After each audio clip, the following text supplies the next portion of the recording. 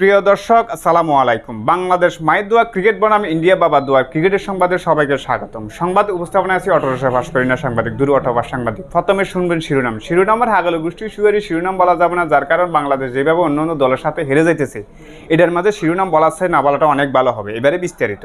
যেখানে বাংলাদেশ মায়ের দোয়া ক্রিকেট দল যুক্তরাষ্ট্রের সাথে হেরে যায়, সেখানে ইন্ডিয়া বাবার দোয়া ক্রিকেট দলের সাথে বাংলাদেশ দল জিতে, এই জিনিসটা আশা করা আমাদের জন্য মুয়াফাক। এরকমভাবে ছাগল দিয়ে হাল চাষ করা অসম্ভব হয়ে পড়ে, ঠিক তেমনিভাবে বাংলাদেশ মায়ের দোয়া ক্রিকেট দলের খেলোয়াড় এগুলা দিয়ে দল জিতাটা অসম্ভব হয়ে পড়ে।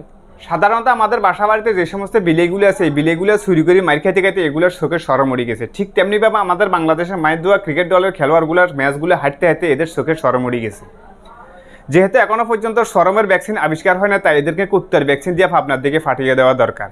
তা না হলে বাংলাদেশ মায়ের দোয়া ক্রিকেট দল কোনোদিনও রক্ষা পাবে না। শতানের বাচ্চারা যেভাবে দাঁতেরা বার করে দিয়ে ব্যাটকায় ম্যাচগুলো হাঁটতেছে আর বলতেছে নেক্সট ওয়ার্ল্ড কাপের টার্গেটে খেলতেছে হারামজাদারা।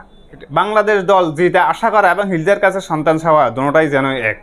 শুনেছি মানুষের মান সম্মান নাকি কাছের গ্লাসের মতন, হালকা টোকা খেলে যেন ভেঙে যায়। কিন্তু আমাদের বাংলাদেশে মায়ের দোয়া ক্রিকেট দলের খেলোয়াড় এবং বিসিবির সভাপতির মান সম্মান যেন লোয়াদি বানানো হয়েছে। এত কিছু করার পরও তাদের মান সম্মান ভাঙতেছে না কেন, আমার মাথায় ধরতেছে না। তাদের কি মান সম্মান নাই? দর্শক আপনারা বলবেন। বাংলাদেশ মায়ের দোয়া ক্রিকেট দলের অধঃপতন ওইখান থেকে শুরু হয়ে গেছে। যেদিন থেকে বাংলাদেশ মায়ের দোয়া ক্রিকেট দলের থেকে বটগাছ নামের খেলোয়াড়গুলো সরে গেছে। প্রথম নাম্বার হচ্ছে মাশরাফি বিন মুর্তজাও, দ্বিতীয় নাম্বার হচ্ছে তামিম ইকবালের মতন প্লেয়ার যখন দল থেকে বাদ যায়, তখন থেকে বাংলাদেশ মায়ের দোয়া ক্রিকেট দলের অধঃপতন শুরু হয়ে গেছে। যেন আমরা গ্রামের ভাষায় একটা কথা বলে থাকি, বুঝনের হেরে হাঙ্গা বইয়ে জেরে। মুফতি গিয়াসউদ্দিন তাহিরির ব্যাপারটা ঠিক যেন এমন হয়েছে। ফেসবুকে অনেক কিছু হয়ে যাওয়ার পরে তিনি এতদিন পরে লাইনে আসে একটা কথা বললো। দর্শক, তিনি এতদিন পরে কি লাইনে আসে কথা বললো, সেই কথাগুলো শুনবো, তারপর আমরা বিস্তারিত আলোচনা করব। যে আলেমদের মধ্যে যদি কোনো ত্রুটি হয়, আমরা এটা গোল টেবিল বসে সমাধান করব। কেন?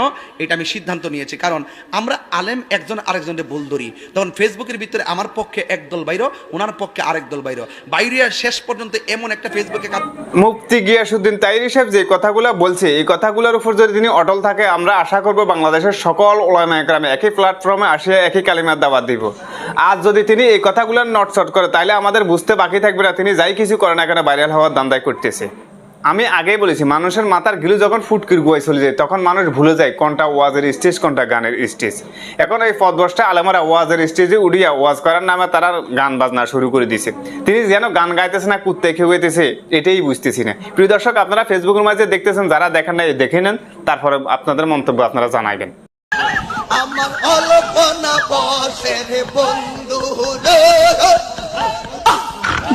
প্রিয় দর্শক, তার এই গান আছে কুত্তার গেগু আরো অনেক সুন্দর আছে। আল্লাহ এই সমস্ত পদবসটা আলেমদের হাত থেকে আমাদের বাংলাদেশকে রক্ষা করে। সবাই কমেন্ট বক্সে আমিন লিখে যাবেন। প্রিয় দর্শক, আজকের মতো খবর এখানে শেষ করলাম। পরবর্তী খবর শুনে আমন্ত্রণ জানিয়ে ভালো থাকবেন, সুস্থ থাকবেন। আল্লাহ হাফিজ।